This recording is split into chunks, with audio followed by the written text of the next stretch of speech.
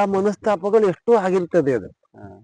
ಈ ಕಲಾವಿದರ ಜೀವನ ಇವತ್ತೇ ಇಮಿಡಿಯೇಟ್ಲಿ ಮಾಡ್ಬೇಕಂದ್ರೆ ನಮಗೆ ರಜೆ ಸಿಕ್ಕುವುದಿಲ್ಲ.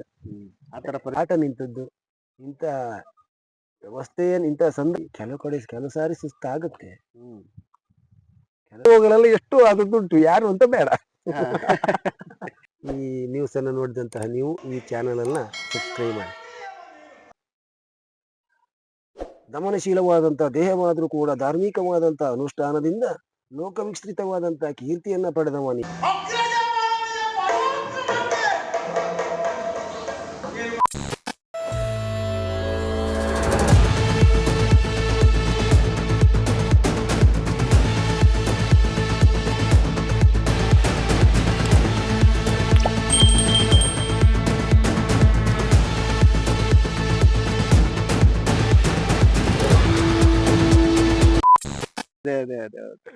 ಈ ವರ್ಷಕ್ಕೊಂದು 25,000 ರೂಪಾಯಿ ಗೊಬ್ಬರ ಕೊಟ್ರೆ ಆಯ್ತಲ್ಲ.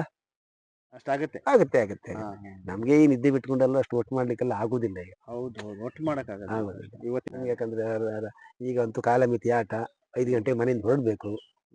ಯಾಕಂದ್ರೆ ಕಲಾವಿದನ ಆಯುಷ್ಯ ಪೂರ್ತಿ ಹೋಗ್ತಾ ಬರ್ತಾ ದಾರಿ ಮೇಲೆ ನಡೆದು ಹೋಗೋದು. ಹಾಗೆ ಪುಟ್ಟ ಮನಸ್ತಾಪಗಳು ಎಷ್ಟೋ ಆಗಿರ್ತದೆ ಅದು. ಈ ಕಲಾವಿದರ ಜೀವನವೇ ಒಂದ್ ರೀತಿ ಬಿಹು ಬೆಲ್ಲ ಇದ್ದ ಹಾಗೆ. ಇವತ್ತು ನನ್ನ ಅಭಿಮಾನಿಗಳು ಮುಂಚಿತವಾಗಿ ನನಗೆ ಫೋನ್ ಮಾಡಿ ಕೇಳಿ, ಸಂಜು ಶೆಟ್ರೆ ಇಂಥ ಪ್ರಸಂಗ ನಿಮ್ದಿಂದ ಇಂಥದ್ದೊಂದು ವೇಷ ನೋಡ್ಬೇಕು, ಅದೇ ಪ್ರಸಂಗ ನಾವು ಮಾಡ್ತೇವೆ, ಆದೀತ ನಿಮ್ಗೆ, ನಾವು ಒಡ್ಡಿಲ್ಲ ಅಂತ ಒಪ್ಪಿಕೊಂಡು ಅವ್ರ ಹ್ಯಾಂಡ್ ಬಿಲ್ಲಿಗೆ ಹೆಸರೆಲ್ಲ ಹಾಕಿ ಸಂಜೆ ಹೋಗಿ ನೋಡುವಾಗ ನಮ್ಗೆ ಆಗದಿದ್ದವ್ರೆ ಆದ್ರೂ ಆ ಪ್ರಸಂಗನೇ ಚೇಂಜ್ ಮಾಡ್ತಾರೆ, ಇಲ್ಲಿ ಆ ವೇಷನೇ ಚೇಂಜ್ ಮಾಡ್ತಾರೆ. ಇಂಥ ಅನುಭವಗಳೆಲ್ಲ ಎಷ್ಟು ಆದದ್ದುಂಟು, ಯಾರು ಅಂತ ಬೇಡ. ಈಗ ಮೇಳಗಳಲ್ಲಿ ಸೇವೆ ಸಲ್ಲಿಸ್ಬೇಕಾದ್ರೆ ಆ ಪಾತ್ರಕ್ಕೆ ರೆಡಿ ಆಗ್ಬೇಕಾದ್ರೆ ಯಾರೋ ಒಬ್ರು ಕಲಾವಿದ್ರು ಬಂದಿರೋದಿಲ್ಲ. ಹೌದು. ಅವಾಗ ನೀವು ಇನ್ನೊಂದು ಪಾತ್ರ ಮಾಡ್ಬೇಕಾದಂತ ಪರಿಸ್ಥಿತಿ ಬಂದಿರುತ್ತೆ. ಬಂದೇ ಬರುತ್ತೆ. ಅವಾಗ ಹೇಗೆ? ಅವಾಗ ಉದಾಹರಣೆಗೆ ಈಗಲ್ಲ ಯಾಕೆ ಕೇಳಿದ್ರೆ, ಒಬ್ಬ ಕಲಾವಿದ ರಜೆ ಮಾಡುವುದಾದ್ರೆ ಅವ ಹಿಂದಿನ ದಿನವೇ ಭಾಗವತರು ಮ್ಯಾನೇಜರ್ ಹತ್ರ ಹೇಳಿ ಹೋಗಿರ್ತ. ಆವಾಗ ಭಾಗವತರು ಮ್ಯಾನೇಜರು ನಮ್ಗೆ ಹೇಳ್ತಾರೆ, ನಾಳೆ ಇಂಥವ್ರು ರಜೆ ಮಾಡ್ತಾರೆ, ನೀನು ಆವೇಶ ಮಾಡಬೇಕು, ತಯಾರಿಯಲ್ಲಿರ್ಬೇಕು. ಅವಾಗ ಭಾಗವತರ ಹತ್ರ ಹಿರಿಯ ಕಲಾವಿದಲ್ಲಿ ಕೂತ್ಕೊಂಡು ಮುಂಚಿತವಾಗಿ ಆ ಪುಸ್ತಕ ತಗೊಂಡು ಹೋಗಿ ಇಂಥ ವೇಷ ಅದಕ್ಕೆ ಯಾವ್ಯಾವ ಪದ್ಯ ಬಳಸ್ಕೊಳ್ತೀವಿ, ನಾವು ಅದಕ್ಕೆ ಅಷ್ಟು ಮಾನಸಿಕವಾಗಿ ತಯಾರಿಯಾಗಿ ಇರಬೇಕು. ಈ ಅಕಸ್ಮಾತ್ ಈಗ ನೀವು ರಜೆ ತಗೋಬೇಕು ಕೊನೆ ಸಮಯದಲ್ಲಿ ಅಂತ ಬಂದಾಗ ರಜೆ ಸಿಗುತ್ತಾ ನಿಮ್ಗೆ? ಅಲ್ಲ, ನಾವೀಗ ಒಂದು ಮೇಳದಲ್ಲಿ ಜಾಗದಲ್ಲಿ ಇರುವ ಕಲಾವಿದ್ರು ನಾವು ರಜೆ ಇವತ್ತೇ ಇಮಿಡಿಯೇಟ್ಲಿ ಮಾಡ್ಬೇಕಂದ್ರೆ ನಮಗೆ ರಜೆ ಸಿಕ್ಕುವುದಿಲ್ಲ. ಆತರ ಪರಿಸ್ಥಿತಿ ಯಾವ್ದು ಬಂದಿಲ್ಲ ನಿಮ್ಗೆ? ಇಲ್ಲ, ಬಂದಿಲ್ಲ. 35 ವರ್ಷಗಳಲ್ಲಿ ಬಂದಿಲ್ಲ. ಇವತ್ತು ಬರಕ್ ಆಗೋದಿಲ್ಲ ಅನ್ನೋ ಪರಿಸ್ಥಿತಿ ಯಾವ್ದು ಬಂದಿಲ್ಲ. ನಾನು 35-36 ವರ್ಷದ ನನ್ನ ತಿರುಗಾಟದಲ್ಲಿ ಒಂದು ದಿನವೂ ನಾನು ಆಟಕ್ಕೆ ಅಂತ ಹೊರಟವ ಮನೆಯಿಂದ ಬಟ್ಟೆ ಹಾಕೊಂಡು ಹೋಗ್ಲಿಕ್ಕೆ ಆಗ್ಲಿಲ್ಲ ಅಂತ ಹೇಳಿ ಮಧ್ಯ ದಾರಿಗೆ ಹೋಗಿ ಹಿಂದೆ ಬಂದದ್ದು ದಾಖಲೆ ಇಲ್ಲ. ಒಂದು ದಿನವೂ ಚೌಕಿ ಹೋದವ ವೇಷ ಮಾಡದೆ ಹಾಗೆ ಮಲ್ಕೊಂಡು ಬಂದದಿಲ್ಲ. ಒಂದು ದಿನವೂ ನಮ್ದು 8:30 ಪೂಜಾ, ಈಗ 7:30 ಪೂಜೆ ಮಾಡ್ತಾ ಇದ್ದಾರೆ, ಗಣಪತಿ ಪೂಜೆ. ಒಂದು ದಿನವೂ 7:30 ಅಥವಾ ಮೊದಲ ಇಡೀ ರಾತ್ರಿ ಆಟ ಆಗ್ತಾ ಇರುವಾಗ 8:30, ಒಂದು ದಿನವೂ ಆ ಟೈಮಿಂಗ್ಸ್ ಅನ್ನ ಮಿಸ್ ಮಾಡ್ಕೊಂಡಿದ್ದಿಲ್ಲ. ಒಂದು ದಿನವೂ ರಂಗಸ್ಥಳಕ್ಕೆ ವೇಷ ಅಲ್ಲಿ ಹೋಗುದು ತಡ ಆಗಿ ಅಲ್ಲಿ 10 ನಿಮಿಷ ಆಟ ನಿಂತದ್ದು, ಇಂಥ ಇಂಥ ಸಂದರ್ಭವನ್ನೇ ನನಗೆ ದೇವ್ರು ಒದಗಿಸಿ ಕೊಡ್ಲಿಲ್ಲ, ಅದಕ್ಕೆ ಅವಕಾಶ ಕೊಡ್ಲಿಲ್ಲ. ನಾನು ಕೆಲಸ ಮಾಡಿದ್ದೇನೆ. ಈಗ ಸುಮಾರು ನಿಮಗೆ ಒಂದು 45-50 ವರ್ಷ ಆಗಿರ್ಬೋದು. 49 ವರ್ಷ. ಈಗ ರಾತ್ರಿ ಇಡೀ ಕುಣಿಯೋದಾಗ್ಲಿ, ಅಷ್ಟು ಪದ್ಯಗಳು ಹೇಳೋದಾಗ್ಲಿ, ಅವನ್ನೆಲ್ಲ ಹೆಂಗೆ ಮ್ಯಾನೇಜ್ ಮಾಡ್ತೀರಾ? ಅಷ್ಟೊತ್ತು ನಿಲ್ಲೋದು, ಅಷ್ಟು ಕುಣಿಯೋದು, ಎನರ್ಜಿ ಹೆಂಗ್ ಮೇಂಟೈನ್ ಮಾಡ್ತೀರಾ ಅಂತ? ಎನರ್ಜಿ ಕೆಲವು ಸಾರಿ ಸುಸ್ತಾಗುತ್ತೆ. ಒಂದು ದಿವಸ 3 ವೇಷ ಮಾಡಿದ್ದು ಉಂಟು ನಾನು. ಅನಿವಾರ್ಯ. ಈಗ ಒಬ್ರು ಏನು ಕಲಾವಿದನಿಗೂ ನೋವು ನಲಿವು ಸಂಸಾರ ಅಂತ ಎಲ್ಲವನಿಗೂ ಇದ್ದಂತ, ಆಯ್ತಾ. ಅವ ಹೋದ ಕಲಾವಿದ ನನಗೆ ಬರ್ಲಿಕ್ಕೆ ಆಗುದಿಲ್ಲ, ನನ್ನ ಹೆಂಡತಿಗೆ ಆರಾಮಿಲ್ಲ ಅಂತ ಹೇಳ್ತಾನೆ. ಅವಾಗ ಇಲ್ಲಿ ಕಾರ್ಯಕ್ರಮ ನಿಲ್ಸ್ಲಿಕ್ಕೆ ಆಗತ್ತಾ? ಆಗಲ್ಲ. ಆದಿಂದ ಮಟ್ಟಿಗೆ ಏನೋ ಒಂದ್ ರೀತಿ ಮಾಡಿ ಅದನ್ನ ಮೇಂಟೈನ್ ಮಾಡ್ಲೇಬೇಕಾಗತ್ತೆ. ಹೌದು. ಅದೇನ 3 ವೇಷ ಮಾಡಿದ್ದು ಉಂಟು ನಾನು. ಸುಸ್ತಾಗುತ್ತೆ, ಏನು ಮಾಡ್ಲಿಕ್ಕಿಲ್ಲ, ಉದ್ಯೋಗ. ಅಂತ ಪರಿಸ್ಥಿತಿಗಳಲ್ಲಿ ಎಷ್ಟು ಬಂದಿದೆ. ಮತ್ತೆ ಇನ್ನೊಂದು ಹೇಳಿದ್ರೆ ನೀವು ಅಲ್ಲಿ ಅದಕ್ಕೆಲ್ಲ ರಂಗಸ್ಥಳದಲ್ಲಿ ಯಾಕೆ ಹೇಳಿದ್ರೆ ನಾವು ಅದಕ್ಕೆ ಮಾನಸಿಕವಾಗಿ ಯಾವತ್ತೂ ತಯಾರಿಯಲ್ಲಿ ಇದ್ರು ಮಾತ್ರ.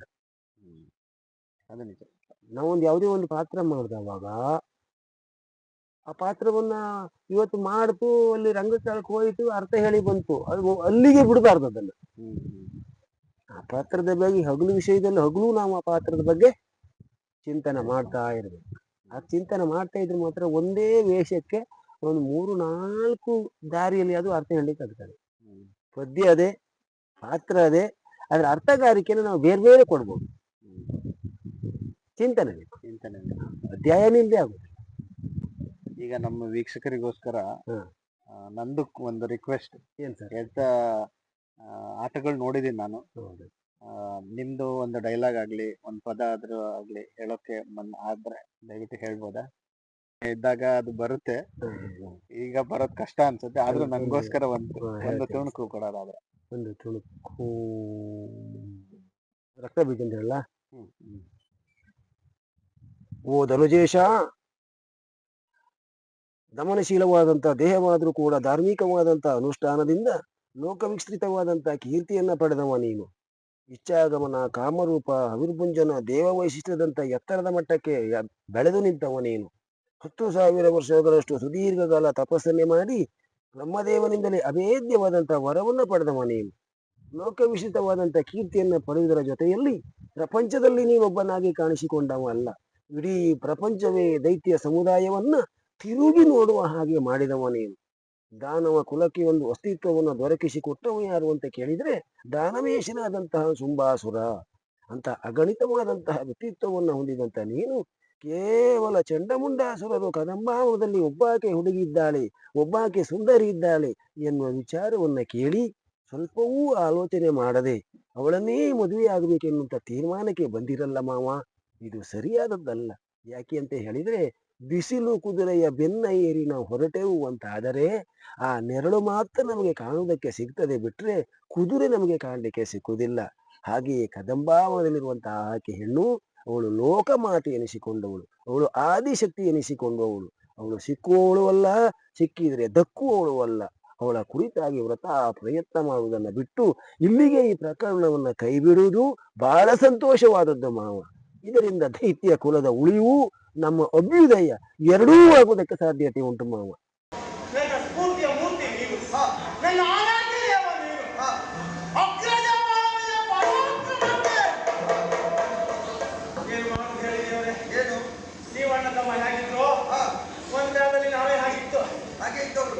Nice sir, super. ಅದು ಎಷ್ಟು ಉದ್ದ ಆದ್ರೂ ಪದ್ಯಗಳನ್ನ ಮಾತುಗಳನ್ನ ಎಷ್ಟು ನೀವು ನೆನ್ಪಿಟ್ಕೊಂತಿರಲ್ಲ, ಅದು ಮಾತ್ರ ಮುದ್ದ ಮಾಡಿದ್ರೆ ನಿಮ್ಗೆ ಇದಕ್ಕೆ ಮತ್ತೆ ಇಂತಿಷ್ಟು ಪಿನ್ ಬೇಕಾಗ್ತದೆ. ಈಗ ರಕ್ತ ಬೀಜನಿಗೆ ಒಂದು ಹೋಗಿ ಆ ಕದಂಬಾವನದಲ್ಲಿ ಒಬ್ಬಳು ಹೆಣ್ಣಿದ್ದಾಳೆ, ಚಂಡಮುಂಡರು ಹೇಳಿದ್ದಾರೆ, ಅವಳು ನಾನು ಮದುವೆ ಆಗ್ಬೇಕು, ಕರ್ಕೊಂಡು ಬಾ ಅಂತ ಹೇಳುದು. ಧನುಜೇಶ ಕೆಳನ ಮಾತ್ರ ಪದ್ಯ ಅದ ಅದಕ್ಕೆ 2 ಸೊಲ್ಲನ್ನು ಮುಂದಿನ ಸೇರಿಸಿ ಹೇಳ್ತೇನೆ. ಈಗ ಹೊಸದಾಗಿ ಬರೋರ್ಗೆ ಒಂದ್ ಕಿವಿ ಮಾತಾಡೋದಾದ್ರು ಆಗ್ಲಿ, ನಿಮ್ಗೆ ಏನಂತ ಹೇಳಕ್ ಇಷ್ಟಪಡ್ತೀವಿ? ಇದ್ರಲ್ಲಿ ಜೀವನ ಇದೆನಾ, ಸೆಕ್ಯೂರಿಟಿ ಇದೆನಾ ಅಂತ ನಿಮ್ಗೆ ಅನ್ಸುತ್ತೆ? ಸೆಕ್ಯೂರಿಟಿ ಇಲ್ಲ, ಅವು ಮಾಡ್ಕೊಳ್ಬೇಕು. ಸೆಕ್ಯೂರಿಟಿ ಏನಿಲ್ಲ, ಆದ್ರೆ ಯಕ್ಷಗಾನ ಬಹಳ ಬೆಳೆದಿದೆ.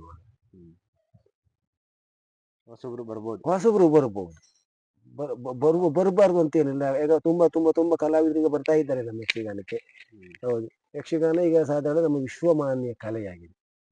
ಹೌದು, ಬಹಳ ಸುಧಾರಣೆಯಾಗಿದೆ. ಅದು ಭಾರಿ ಸಂತೋಷದ ವಿಷಯ. ಜೀವಂತ ಕಲೆ ಅಂತ. ಜೀವಂತ ಕಲೆ ಅದು. ನಮ್ಮ ಏನು ಅಂತ ಕೇಳಿದ್ರೆ, ಇದು ನಮ್ಮ ಸಾಧಾರಣ ಇಲ್ಲಿಂದ ಹೊನ್ನಾವರದಿಂದ ಹಿಡಿದು ಕೇರಳ ಕಾಸರಗೋಡುವರೆಗೆ ಒಂದು 65-70 ಮೇಳಗಳಿದೆ. ಒಂದು 250 ಸಂಘ ಸಂಸ್ಥೆಗಳು ಹೆಚ್ಚಿಗೆ ಇದೆ. ಸಾಧಾರಣ ಒಂದು 5-6 ಸಾವಿರ ಜನರ ನಿತ್ಯ ಬದುಕಿನ ಒಂದು ಪವಿತ್ರವಾದಂತ ಒಂದು ಆರಾಧನೆಯ ಕಲೆ ಇದು.